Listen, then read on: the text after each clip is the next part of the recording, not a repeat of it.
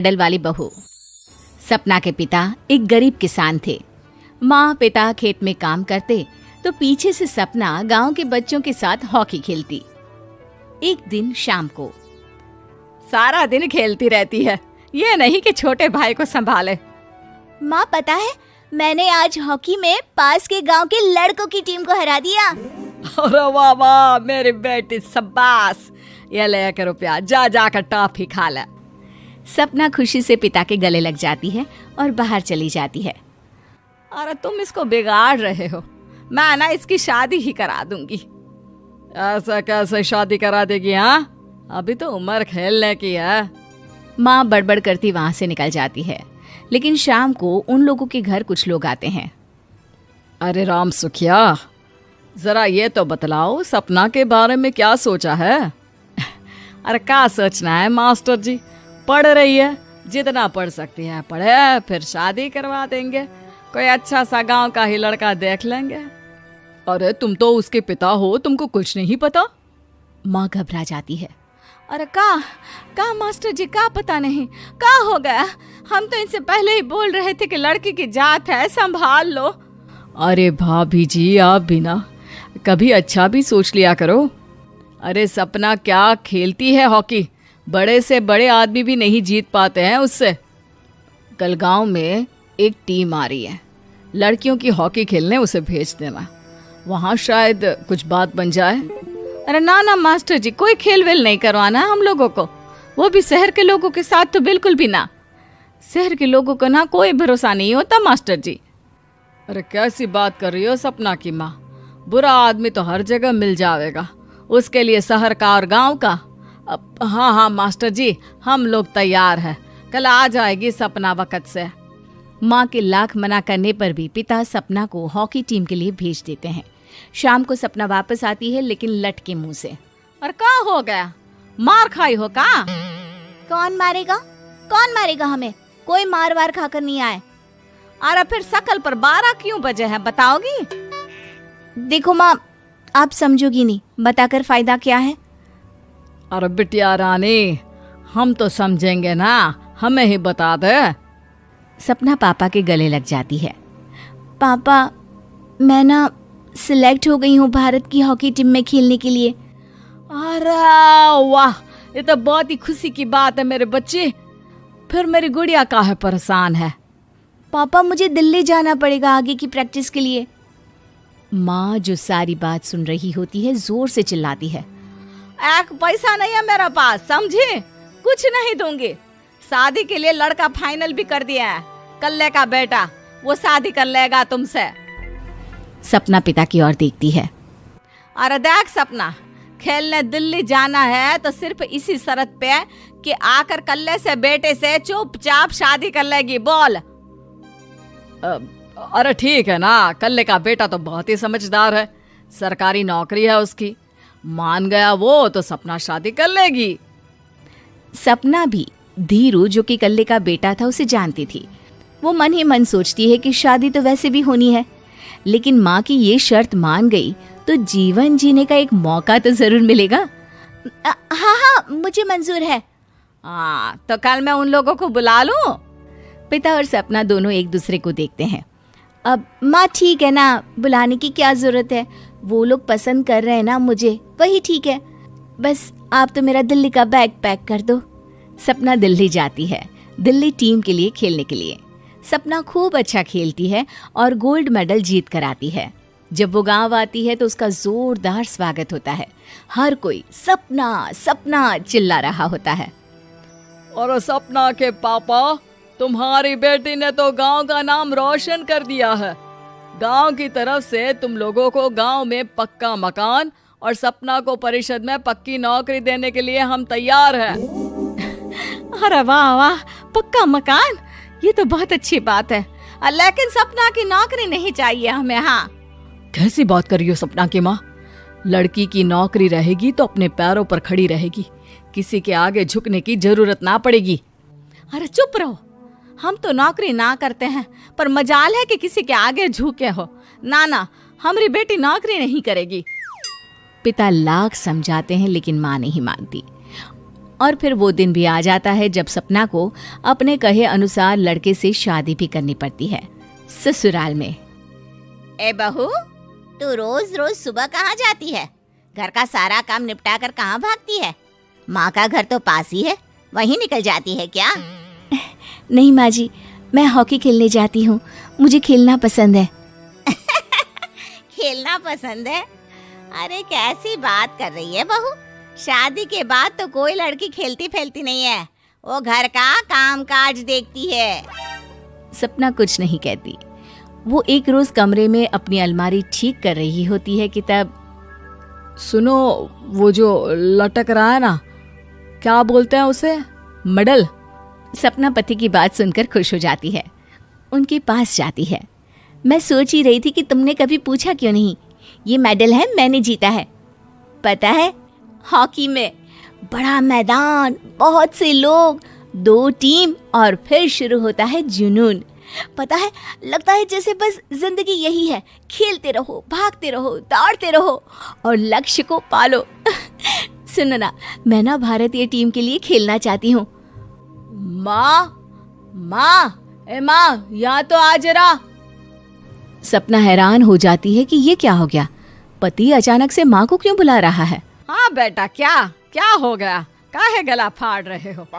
माँ, ये सपना क्या कह रही है? अरे बीवी तो बोलती ही रहती है बेटा, लेकिन क्या हो गया, चिल्ला क्यों रहे हो? ऐसा क्या बोल दिया इसने? माँ ये बोल रही है कि इसको खेलना है भारतीय टीम के लिए। सपना डर जाती है। नहीं माँ जी, मैंने कहा कि मैं चाहती हूँ कि वो मैं बोला था ना, शादी के बाद कोई खेलता नहीं, घर का काम काज देखता है, लेकिन फिर भी। नहीं माँ जी, ठीक है, मैं घर का काम देखूंगी, कल से मैं खेलने भी नहीं जाऊंगी, माफ कर दीजिए। सपना पति की तरफ देखती है जो माँ की तरफ देख रहा होता है। उसे गुस्सा तो आता है, लेकिन करती भी तो क्या, सास के सामने कैसे पति की क्लास लगाती। अरे बेटा, अब क्यों घूरे जा रहे हो बहू को? माँ, अभी इस बात का फैसला करके जाना, वरना ये तो तेरे कमरे से जाने के बाद मुझे। अब चुप हो जाइए आप, छोटी सी बात का बतंगड़ मत बनाइए। छोटी सी बात? बहू, ये कोई छोटी बात नहीं है। जो लड़की दिल्ली के लिए गोल्ड मेडल ला सकती है, वो देश के लिए भी तो गोल्ड ला सकती है ना। हम लोगों को किसी चीज की कमी नहीं है बहू, घर का काम तो कोई भी कर लेगा, लेकिन देश का नाम रोशन करने के लिए सपना चाहिए। जा बहू, तेरी ट्रेनिंग का सारा इंतजाम तेरे पति ने कर दिया है, जा खेल और देश का नाम रोशन कर। सपना की आंख में आंसू आ जाते हैं। वो सोचती है कि बेटियों को मायके के साथ अगर ससुराल में भी सहयोग मिले तो ऐसा कोई काम नहीं जो वो नहीं कर सकती। बेटी दाल बराबर। आन्या डांस करने में उस्ताद, एक स्टेप जो वो देख लेती तो हूबहू उसे उतार देती। अरे आन्या बेटा, मेरी बेटी को भी डांस सिखा देना, उसका एनुअल प्रोग्राम है।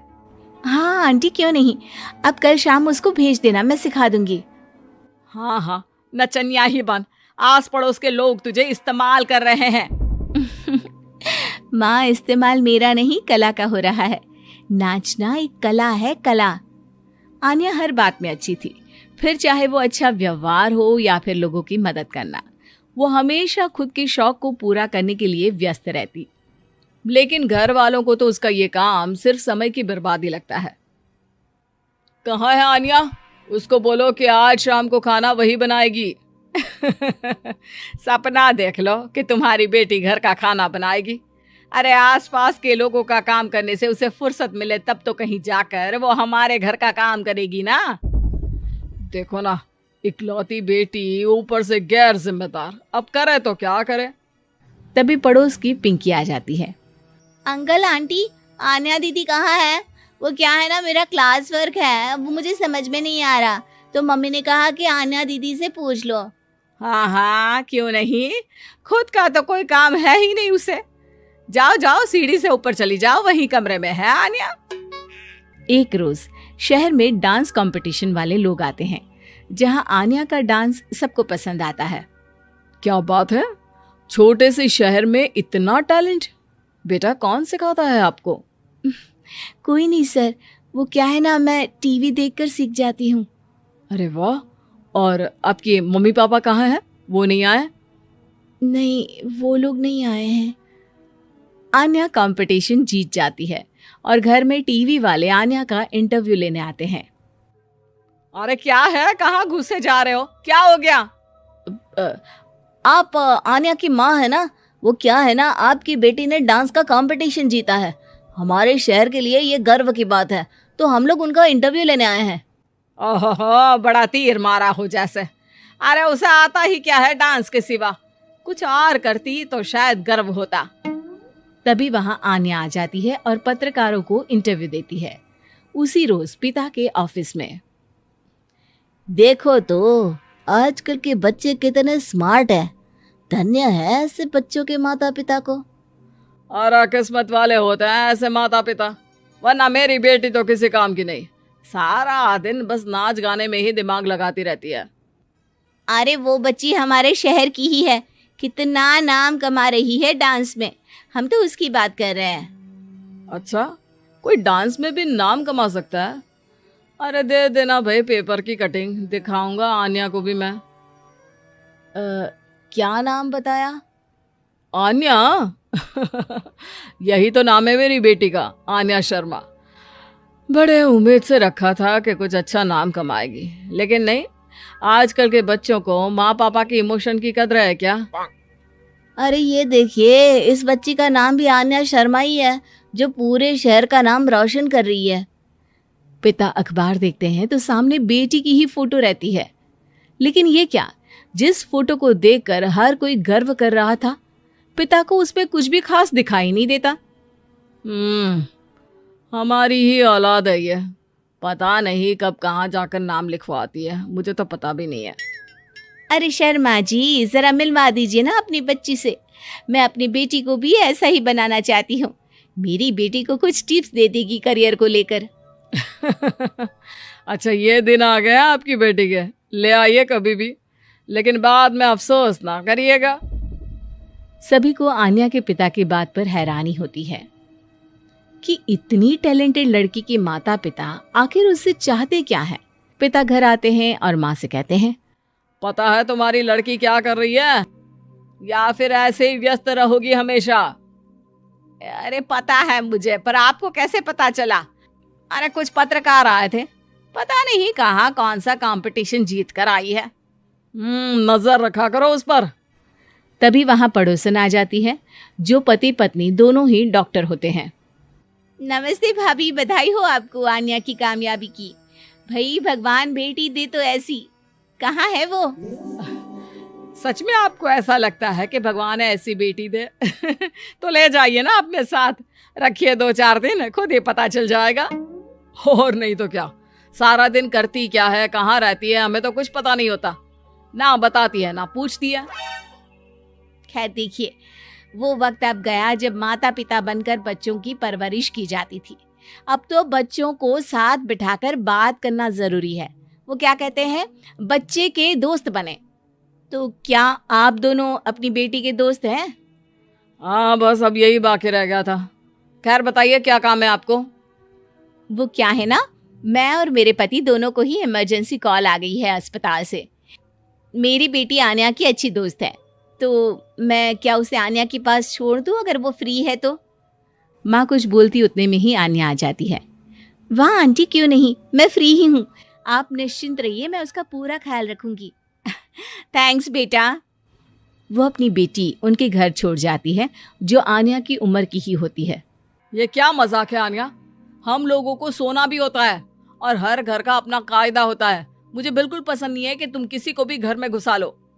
धीरे बोलिए पापा, कैसी बात कर रहे हैं? अंकल आंटी डॉक्टर है, पता है ना डॉक्टर का फर्ज क्या होता है। अगर वो किसी की जिंदगी बचा रहे हैं तो क्या हमारा फर्ज नहीं बनता कि हम भी उनकी किसी न किसी तरह से मदद करें? आपको तो पता है घर पर अकेले रहना कितना अनसेफ है।